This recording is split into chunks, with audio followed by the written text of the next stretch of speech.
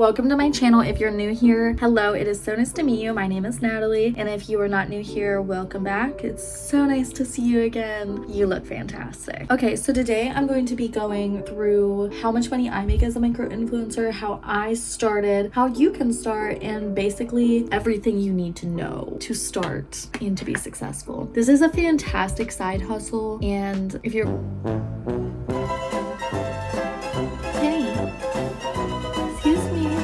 okay, sorry. Anyways, like I was saying, it is a fantastic side hustle and it's actually super easy to start up. Okay, so I recorded and edited this entire video and then it dawned on me that I never explained what an influencer and specifically micro influencer is.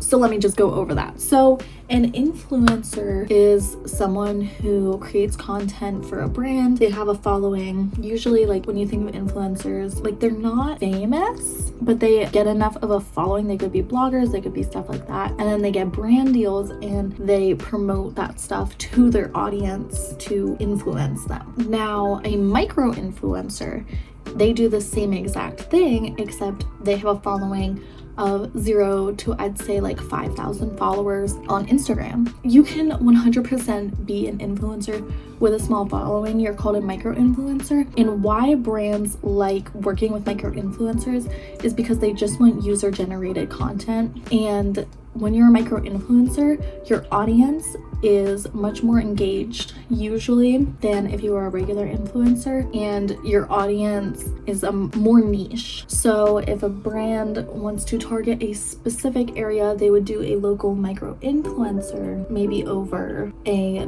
big influencer. And it's also just cheaper for brands to give stuff to micro influencers because as a micro influencer, you know, like you can't charge that much to get a brand to work with you, so it is cheaper. Okay, so we're gonna start out with just being open and honest about how much I make in micro influencing. So we're just gonna take 2 months for example. So December last month I made $631 total. $531 of that were in free product that I received, so that's skincare, makeup, and clothes, and $100 cash. I made 8 posts, so that's around $79 a post. I have around 2,400 followers on Instagram, which Instagram is what I mainly use to micro influence. I have used my TikTok a couple of times, but it seems that brands really like Instagram as the main way of using influencers. And then in January, I made $831 total. $681 of that were in free products and $150 cash. And I made 9 posts, so that's around $92 per post. As you can see, like I do make a substantial amount for just a couple posts a month. It is totally doable, but I can't live off of this because most of what I'm getting in monetary value is through free products. So unless I got the products and resold them, which many contracts that is like prohibited, so you can't do that. Yeah, I can't live off of this currently. That would be a dream if I could be a full-time content creator because that is so much fun and it's so creative to me. Oh, finally you're here, bitch. You got $1? So why do I micro influence? So not only do I get all these free products, which is amazing, literally don't have to spend pretty much any money on skincare or makeup items, and I'm getting these really nice makeup products that I couldn't afford myself as a college student. But other than getting the free product, it helps me grow my following on Instagram by creating content and then having the company repost it. This has happened a couple times. I've had for Love and Lemons, they didn't have a brand deal with me, but I did create content in a couple of their dresses and they would repost me on their stories, which I love for Love and Lemons. Like that is one of the brands that I just think their stuff is gorgeous. I'm such a huge fan of them, so having them repost me was really cool, and you gain more followers through that, and the more followers you have, the bigger brand deals you can get and the more money you can make. So I do it for the free product, for the following, and lastly, I do put this on my resume. I am a marketing student, so I put this on my resume because I've gained content creation skills, social media marketing skills, skills, digital marketing skills, and I am developing good communication skills with these brands that I'm going back and forth, you know, negotiating deals, signing contracts. I'm kind of an entrepreneur in my own way as well. Like, you just gain a bunch of knowledge and a bunch of skills that are really useful if you are in business. So that is how much I make and why I do micro influencing. So we're going to be starting with the basics. So what you need if you're just starting out to become a micro influencer, it's actually so simple and so easy and so attainable, and you probably have everything you need anyways. And we're just going to be focusing on Instagram as the main social media platform. So you're going to need a public Instagram. No brand is going to want to work with a private Instagram, unfortunately, because, you know, when they give you free product and they want you to post about their product, they want people to see it. They're using you as advertising. It's going to need to be public. Your Instagram needs to have photos of you. Like, you can't just post a bunch of photos of fruit or of cars unless you're micro-influencing for car parts or something. Hey, I'm not here to judge, but you're gonna need pictures where if a brand looks at your page, they can tell that if they gifted you something, you would be able to take a high-quality photo with that thing or the clothes that they sent you. So if you're only posting pictures of fruit, girl, you ain't going, no one's gonna pick you up. And also a tip of advice would be, you know, there's two types of Instagram. There's a casual Instagram where you're posting with your friends. You're posting just whatever you want, which is totally fine. And you can micro influence through that. But I feel like the real growth comes from having an Instagram that is more about the thing you're micro influencing for. So example, I am very passionate about fashion. So I post pictures in my outfits and I try to shoot in different locations and have fun poses and yada, yada, yada. So then when a fashion company looks at my page, they can tell I'm already posting content like that, so my audience already follows me for that. It's the general idea. So definitely post pictures of you. Anyways, next I would say to have a business account. So the difference between a personal account on Instagram and a business account is a business account makes it so that you can track all of your analytics on all of your posts. Now, why is this important? Because when you do collab deals with companies, you know, they are giving you product or cash in exchange for a post on your Instagram. Now, what they're gonna want from that is to see if it worked. They want to see the analytics, they want to see the impressions, they want to see how many people commented, how many people shared it, how many views it got, you know what I mean? They want to see the reach. So there's a bunch of analytics that you can only get if you're a business account on Instagram. So I'd say definitely do that. Okay, next, another basic is you want to try to have a minimum following of 1,000 followers. Now this isn't mandatory, but it 100% helps and it will move along things so much faster if you already have that basic 1,000 followers. And those are the basics. So that's what you need to start. Next, let's move on until I'm going to tell you how I started micro influencing. So the first thing that I did when I was starting out micro influencing was I joined a bunch of college aged women influencer groups. So some examples of those are Her Campus, Influence Her, Campus Trendsetters, and 28 Row Girls. So basically I signed up for these newsletters. I joined their club and basically they send out newsletters with different collaboration opportunities and you just go right in there and apply. And I've gotten a lot of good brand deals through that. I've gotten Too Faced, I've gotten Water Drop, which was a paid one. I got Bed Bath & Beyond, which was a paid collab as well through there. So that is a really great way to start. You don't need to have any minimum following to join. And yeah, I think it's a super great thing to start out. And also when I started developing a feed. Aesthetics online and on Instagram especially are very important. That's how you gain your following, is because people like the inspiration that you're posting. So you want to transfer it more from a personal feed into an influencer feed. So that means, you know, having a color scheme, having a niche, which is actually so difficult to get the hang of. I'm still getting the hang of it. I don't really have an aesthetic life. There, I said it.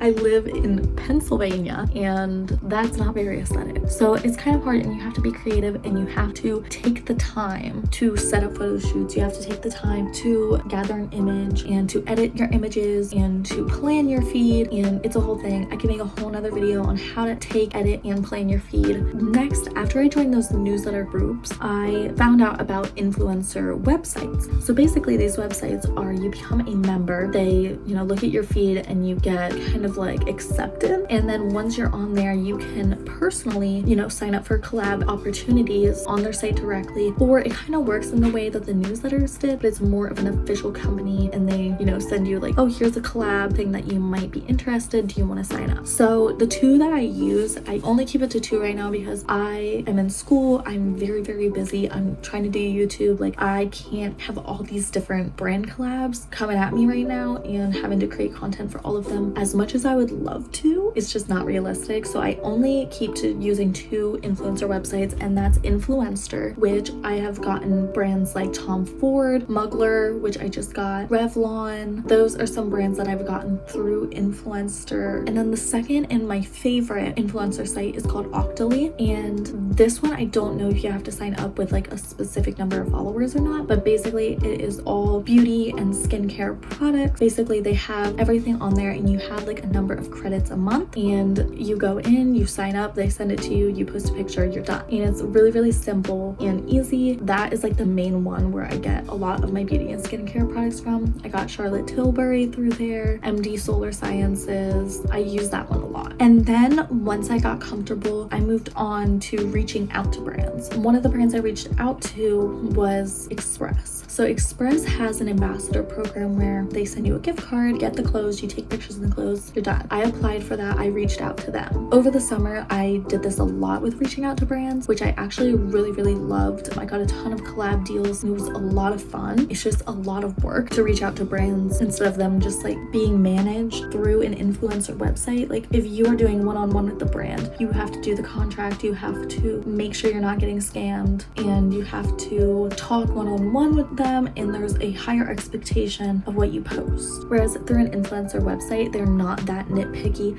about what you post. So moving on to after you get the collab deals. So everything that I just said are different ways to get collab deals. It goes a lot more specific than that, but I want to talk about taking photos and learning how to take photos in an influencer way. You want to learn photography, the basics of photography. I just use my iPhone to take all my pictures. It works. You want to utilize other influencers. This can be for inspiration. There are entire influencers on TikTok that are only there to help other influencers learn different poses, different locations, how to reach out to other brands. Like, there are dedicated influencers on TikTok that are just for other influencers. So find those because they actually help so much. Another thing with taking photos is I do have a tripod. I recommend getting a tripod if you want to take your own photos, which I love taking my own photos. Occasionally, I would rather have a friend take them, especially if they're in public, because people can be very judgy about using a tripod and taking photos of yourself in public. I don't know what is so taboo about that, but people really think it's weird. So having a friend take your photo is apparently less weird. So sometimes I have a friend help me with that if it's going to be like a place that's really public, just because it's quicker, it's more efficient, and you don't have people judging you, which can make you feel really uncomfortable, and you just can't take photos like that. I mean, what the fuck? Can I live? Can I live? Can I fucking live? Next, how to grow your following. So there are a lot of different ways to grow your following on Instagram. I mean, micro-influencing, if you start, it's already going to help you grow your following because brands will repost your stuff, and that will bring in a bunch of traffic to your page, which makes sure then you have a good feed because people are coming to your page, and then you have to make them decide if they want to stay or not. Hashtags are actually so important, and it grows your reach of each post so much, and that reach can translate into followers. Next, tag all of the clothing you are wearing. Okay, this is important because then when people go to a certain brand and they click the tagged, you will show up there, which a lot of people actually do to find inspo and to find different influencers that they want to follow. Consistency. Above all, you have to stay consistent, and being an influencer, micro-influencer, you should be posting like a lot, because the more you post, the more the algorithm boosts your stuff. So that's really important as well. You want to engage with your audience and engage with other influencers. Engaging with your audience can just mean asking different prompts on your Instagram story, or asking questions to your audience, and commenting on other influencers' posts and engaging with their stuff. And then reels, Instagram reels. If you really want to grow your following, you have to post the Instagram reels, and you have to make it be shareable content. This is something I am still getting the hang of, is creating shareable content on Instagram reels and just getting the whole Instagram reels thing, you know, figured out. But that is, I've already gained maybe 50 followers from starting posting every day for 1 week. It's amazing. So that is how you grow your following on there. Okay, and then lastly, I just want to talk about mindset. Probably the biggest thing in micro-influencing is to not care about what other people think. Like, if you're going to do this, you need to not care about what people from your high school think. You know, it's awkward. It's awkward to like promote stuff to your following on Instagram because those people, like, they all know you. So it's a little bit weird, and people have such like this thought in their head that like if you do influencing, if you do content creation, like you're trying to become famous, like you think you're the shit, like they think of it as such a shallow thing when really it's not. Like, 1, it's fun, 2, I'm making money a little bit, 3, it lets me be creative, and 4, actually like social media strategy is something that's really intriguing to me and interesting to me, and something I really want to engross myself in. So you have to not care what other people think. What does it matter, the people from your high school, that they think? Nothing, literally. So just do you, and if you think this is fun and it would be a good side hustle for you, then go for it. Another mindset thing that you need to think of is to not compare yourself to other influencers. This is probably my biggest struggle, is because I get so discouraged when I see people that I follow, you know, have the feed that I want, and they're taking the photos that I want to take, and they're in the outfits that I want, they have the brand deals that I want, and it's just so discouraging sometimes. And it can be like, why am I even trying this hard? Why am I doing this? When in reality, everyone is at a different place in their journey of anything. So this is my 2nd year micro-influencing only. Those people may have been, this may be their 5th or 6th year doing it. They may be out of school, so they have more time. They may have a job where they have income and can, you know, buy the things that are aesthetic to post about, or money to travel to go to those places that are aesthetic to post it. So you can't compare yourself like that. Also, some people just live in like aesthetic places. Like, it's really not that hard to have an aesthetic feed if you live in New York City or California. Like, I'm sorry, those places are just gorgeous. There are so many different places to explore and take pictures, and also in those cities, like, there are like-minded individuals, like content creators, so you can have your own little friend group and go take pictures and stuff like that. Meanwhile, and not making excuses for myself, but I live in the middle of Pennsylvania. It's also currently snowing, and there are so many dead trees outside, and my friends, you know, they're not focused on content creation. Like, that's just not their path. So me asking for them to go take photos of me, it's not the best. It's not what they want to be doing on their Saturday morning. So don't compare yourself to other people. You know, you can get there eventually. Like, once I move to New York City, which I'm definitely going to do, I'm gonna have such a good feed, so don't even worry about it. But I think that's everything that I wanted to say in this video. I could make another video going into more detail about social media strategy, and also I just wanted to say that this side hustle is easy to start. It's easy to do. You don't have to give a lot of effort to make money. So, like, for example, there's a deal, there's an exchange. You post, they give you free product or cash. Done. You can do it. You can post any photo with the thing and be like, I did the contract, give me my money. So it's easy in that way, but it's really hard and really time consuming if you want to make good shareable content. Like, it actually takes so much work until you get really good at it and you get that following and you get the bigger brand deals and the money coming in to create really good content. So I'd say it's easy to start and it's easy to just do it, but it's really hard to be really good at it and really set yourself apart from others. And that's what I'm trying to do. It's really tough, especially when I have like so much else going on, but I'm trying my best. So anyways, that's the video. Make sure to subscribe, give this video a like, share it if you found it helpful. I hope I've inspired all of you to start your micro-influencing side hustle, because it is amazing and it's actually so much fun. Follow me on everything else, and ciao.